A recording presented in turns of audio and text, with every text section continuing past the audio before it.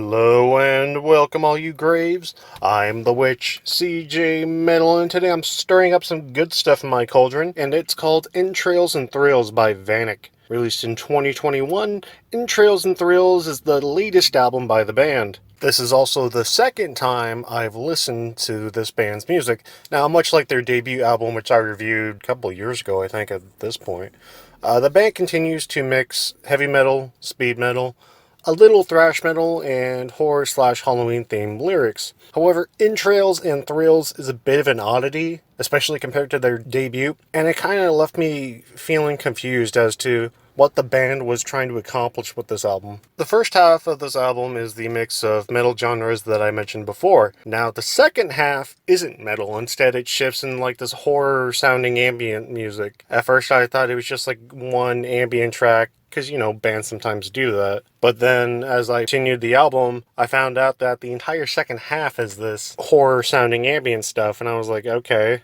that was kind of weird. I wasn't expecting it, so I decided to message the band and ask them, why the change in the style of music halfway through. Their response was basically that it was meant to be a contrast between the band's usual music of metal and mix it with some Sam Hain, I'm pretty sure I'm pronouncing that wrong, music, which is a fancy way of saying horror ambient stuff. So I decided to look up what exactly this, again, Sam Hain, or however you pronounce that, is, and it turns out it's a celebration that marks the end of the harvest season and the beginning of winter, or the darker half of the year. It starts on October 31st, which kind of makes sense for the band to incorporate it. And knowing kind of like what I know now, it makes a bit more sense as to why the band decided to add this haunting ambient music. Now, while I kind of do understand why the band decided to incorporate that ambient side, I still personally think it would have been better as a separate release instead of trying to do half and half. To me, I don't know, it just didn't work for me, but that doesn't mean it won't work for others. Now, overall, the first half of this album is good. The songwriting is alright, but the riffs and solos really are what make it stand out, and it is a big step up from their debut. And what I also like about the first half is that it's full of energy and it's a lot of fun, and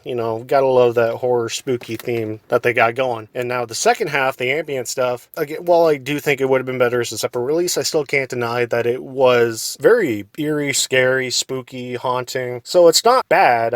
After taking everything into consideration, I have to say that this was a good album, and it is great for the Halloween season. If you want a combination of metal and ambient for this spooky season, check out Entrails and Thrills by Vanik. And you can also check out the band's other releases too. They're all Halloween themed, horror themed, stuff like that. So if you're looking for some horror, Halloween themed metal, by all means, go check out Vanik. Thank you everyone for watching and listening in. Please don't forget to like and subscribe, and make sure you tell a friend to do the same.